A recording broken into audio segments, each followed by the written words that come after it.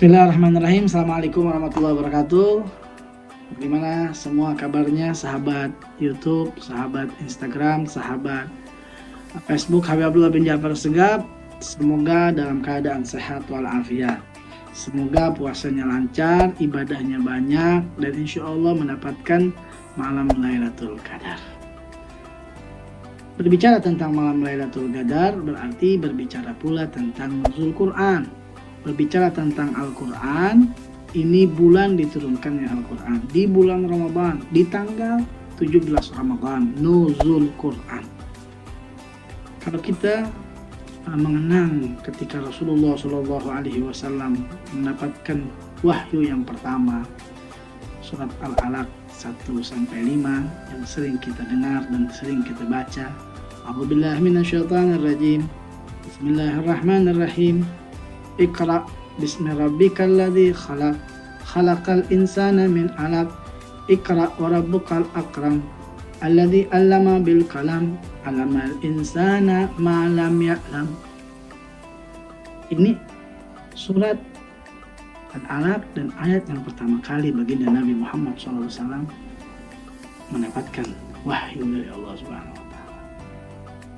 Ketika Rasulullah SAW umur 40 tahun sebelum mendapatkan wahyu, beberapa waktu Rasulullah sering tahannuts. Apa itu tahannuts? Menyendiri di Gua Hiro. Kalau yang sudah pernah ke Gua Hiro mungkin tahu bagaimana terjalnya Gua Hiro. Saya doakan semuanya bisa ziarah ke Mekah, umrah atau haji, nanti bisa ke Gua Hiro. Luar biasa. Anak muda sekarang saja itu akan kelelahan jika naik ke Gua Hiro.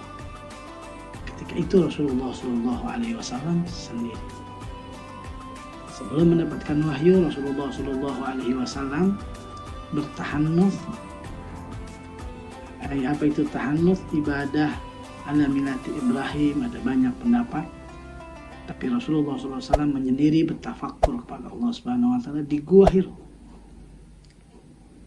Dan asal antum semua tahu bahwa Nabi Muhammad SAW sama sekali pada waktu itu tidak pernah daripada yaitu mengikuti ajaran daripada yang ada pada waktu itu di zaman kota Mekah.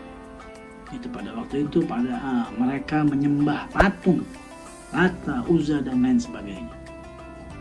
Maka Rasulullah SAW setiap beberapa minggu sebelum mendapatkan daripada wahyu dari Allah Subhanahu wa taala Al-Alaq tadi yang saya sudah sebutkan, beliau sampai waktunya tiba ketika beliau bertemu dengan Malaikat Jibril alaihissalam. Bertemu dengan Malaikat Jibril berkata, "Iqra, bacalah." Maka dijawab oleh Rasulullah SAW, "Ma'ana bigar."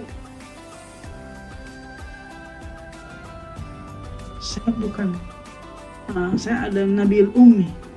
Ma'ana bigar. Saya tidak membaca. Maknanya bukan Rasulullah tidak bisa membaca terus kemudian martabatnya menjadi rendah. Tidak, pada waktu itu orang yang tidak baca bukan rendah seperti sekarang. Tidak. Nabiul Ummi. Ma'ana bigori. Aku tidak membaca. 3 kali. Ketika Rasulullah SAW berkata Ma'ana bigori, dipeluk Nabi. Dipeluk dengan sekuat-kuat oleh Malaikat Jibril. Itu ulama mengatakan banyak sekali daripada pendapat ulama. Salah satunya, kenapa Malaikat Jibril memeluk Nabi Muhammad SAW dengan sekuat-kuatnya? Karena Malaikat Jibril sudah menunggu sekian lama perjumpaan dengan kekasih Allah Subhanahu wa taala Sayyidina Muhammad SAW. Begitu mustaq, begitu rindu Malaikat Jibril ingin bertemu dengan baginda Nabi Muhammad SAW. Ketika diizinkan pada waktu itu, maka dia luapkan kekangenannya itu dengan memeluk baginda Nabi Muhammad SAW erat-erat 3 kali. Ma'ana Baru setelah itu Iqra bismi rabbikal ladzi khalaq khalaqal insana min 'alaq Iqra wa rabbukal akram alladzi 'allama bil qalam 'allamal insana ma lam ya'lam. Itu surat Al-Makki, surat yang diturunkan di kota Mekah dan pertama kali Nabi Muhammad SAW mendapatkan daripada wahyu itu. Setelah itu Rasulullah SAW menggigil, kedinginan turun.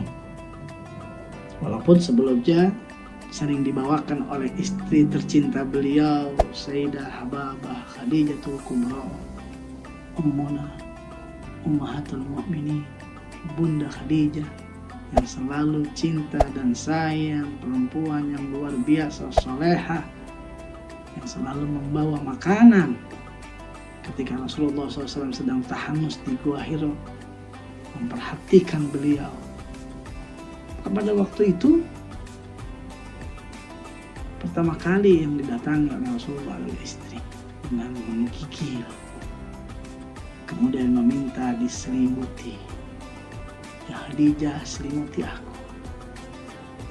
Rasulullah SAW ketika mendapatkan wahyu itu menggigil, kemudian turun bertemu dengan Khadijah, meminta diselimuti. Ya ayyuhal mudaththir qum fa'andir wa rabbuka kabbir wa thiyabaka tahhir. Wahai yang berselimut, bangun. Nabi kita Muhammad SAW.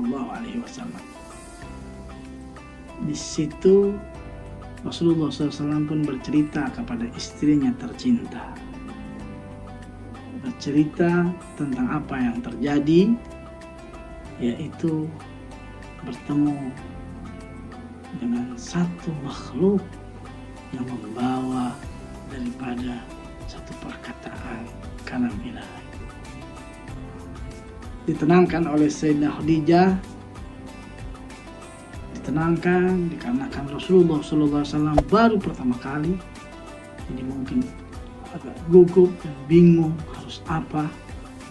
Maka dibawa oleh Sayyidah Khadijah kepada pamannya yang bernama Waraqah bin Nawfal. Waktu itu ahli kitab. Diceritakanlah apa yang terjadi pada suaminya, yaitu baginda Nabi Muhammad SAW, kepada Waraqah bin Nawfal. Maka apa jawaban Waraqah bin Nawfal? Yang dilihat oleh suamimu, oleh engkau, wahai Muhammad, adalah namus atau malaikat Jibril yang telah turun kepada malaikat Nabi Ibrahim, yang telah turun kepada malaikat tersebut kepada Nabi Allah Isa. Nah, ketahuilah engkau akan diusir oleh kaummu, dan ketika waktu itu aku masih hidup, aku akan beriman kepadamu, aku akan ikuti engkau, aku akan bela engkau.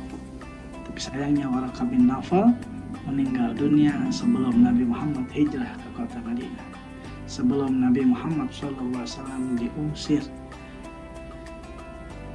Di sini kita bisa ambil hikmah bahwa nuzul Quran tidak sembarang. Perjuangan Nabi Muhammad SAW begitu luar biasa ketika mendapatkan wahyu dari Allah Subhanahu Wa Taala.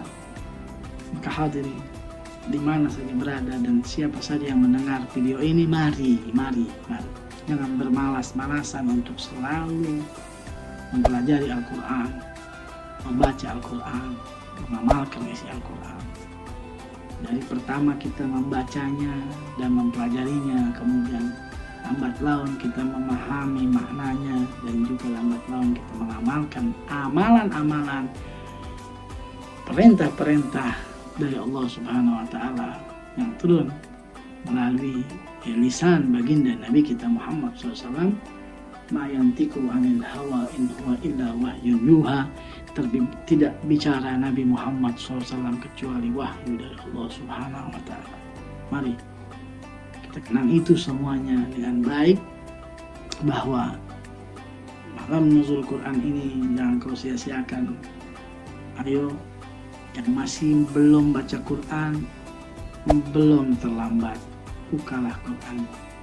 Sudah baca Quran, tambahkanlah, lebih giat lagi. Jangan kendor, terus membaca dan membaca. Insya Allah, Allah berikan kelancaran dan Allah berikan nurul Quran di dalam hati kita. Ingat, perjuangan Nabi luar biasa. Mudah-mudahan kita mendapatkan syafaat Al-Quran dan syafaat baginda Nabi Muhammad SAW. Mudah-mudahan kita semua diberkahi. Amin amin ya rabbal alamin. Assalamualaikum warahmatullahi wabarakatuh.